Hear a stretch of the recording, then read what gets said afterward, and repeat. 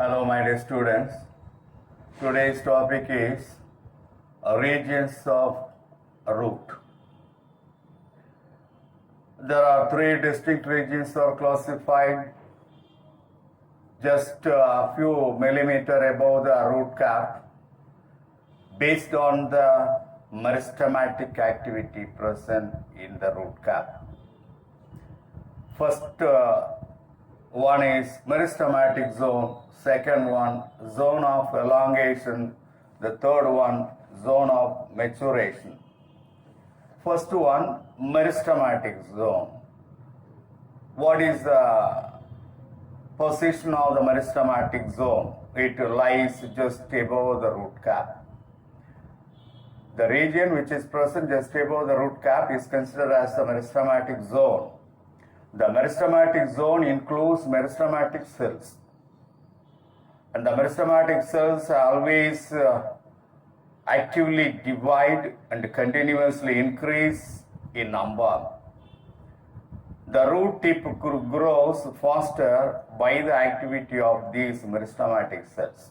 So that is the importance of meristematic zone. The second one is zone of elongation. It is present just above the meristematic zone. Here only elongated cells are present. The cells increase in the length and cause enlargement of the root. The enlargement of the root is mainly responsible due to the activities of the cells. The cells will increase in length so that root elongation takes place. Enlargement of the root takes place. Come to the zone of maturation. The zone of maturation is present just above the zone of elongation. Here, matured differentiated cells are present.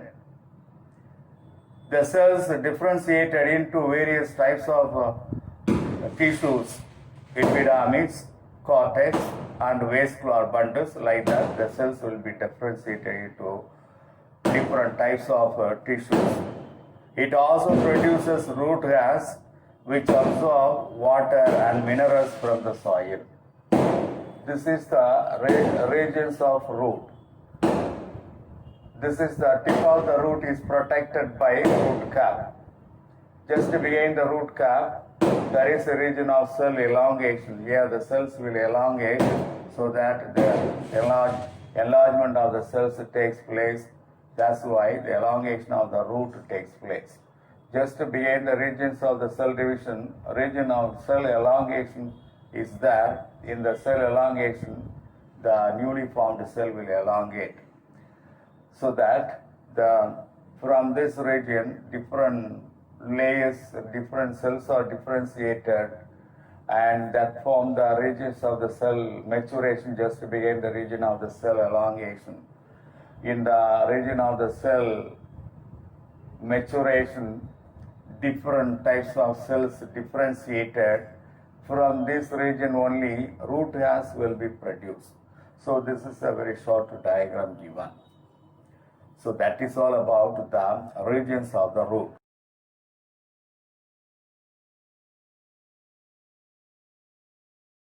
Come to the types of root system. There are two types of root system, taproot system and fibrous root system. Taproot system is present mainly in the dicot plants, dicotyledonous plants. The root system is a taproot system. The taproot system consists of a primary root or taproot, several secondary roots. At the tip of every root cap and root hairs or seed. Primary root, it is a direct prolongation of the radicle. This is the primary root. The primary root is the direct elongation of the radicle. What is radicle? Radicle is the embryonic part of the root system. The radicle is seen in the embryo of the seed. When the seed is buried in the moist soil, the seed germination takes place. The first part emerge out of the seed is the radicle, and that forms the root system, which go deep into the soil and form taproot system. So that is the radical. From the taproot, this is the taproot. The central part of the root is taproot, which is stout and long. From that, a number of lateral roots are produced. The lateral roots are all collectively called secondary roots. The secondary roots are smaller than the taproot. From the secondary roots, a number of tertiary roots are produced. At the tip of every root, you can see the root cap. Root cap is a cap-like structure or dome-like structure present at the tip of every root that protect the tip of the root. The delicate part of the tip of the root is well protected by the root cap. Just behind the root cap, a number of hair-like structures are produced. They are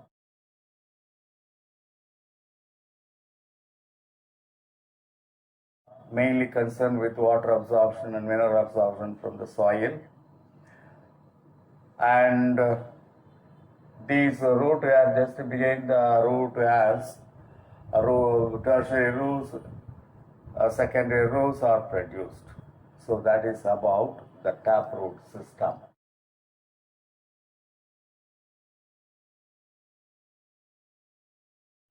Come to the advantageous root system or fibrous root system. It is seen mainly in the monocot plants. Here the roots develop from any part of the plant. When roots produce from any part of the plant, say in some of the plant, root may produce from the nodes of the plant, nodes of the stem. For example, in the case of money plant, from the node, root will be produced. That is the advantageous root. When the root is not produced by the radical, when the roots are produced from any part of the plant other than the radical, that is called advantageous root. All the advantageous roots are collectively called fibrous root system. The fibrous root or advantageous root may develop from the base of the stem or nose or internose. These branches of thread-like roots nearly equal in size are collectively called fibrous root system. The fibrous root system can be seen in the grasses. Oryza sativa lives in Korakana. That means kelvaragu, rahi, Monstera deliciosa. These are all the examples given in the book. So that's about the advantageous root system or fibrous root system. This is a very short diagram given. From the base of the stem, a number of thread-like equal in length fibrous roots are produced. They are fibrous roots. Each one is called fibrous root or advantageous root. They are all collectively called fibrous root system. In the fibrous root system, a number of numerous thread-like roots are produced from the bottom of the stem and they are equal in size, equal in length. So that is fibrous root system. Come to the functions of the root. Totally, there are two types of functions carried out by the roots. One is primary functions, another one is secondary functions. The primary function is the main function that will be carried out by all the plants. The main function of all the plants is the primary function. Absorption of water and minerals from the soil is one of the primary functions. All the roots, in all the plant, the roots will carry out absorption of water and absorption of minerals from the soil. Second very important function, primary function, is the anchorage, fixation of the plant. The root system fixes the plant firmly in the soil. That is anchorage. Anchor the plant firmly in the soil. So these two functions are considered as the primary functions of the root.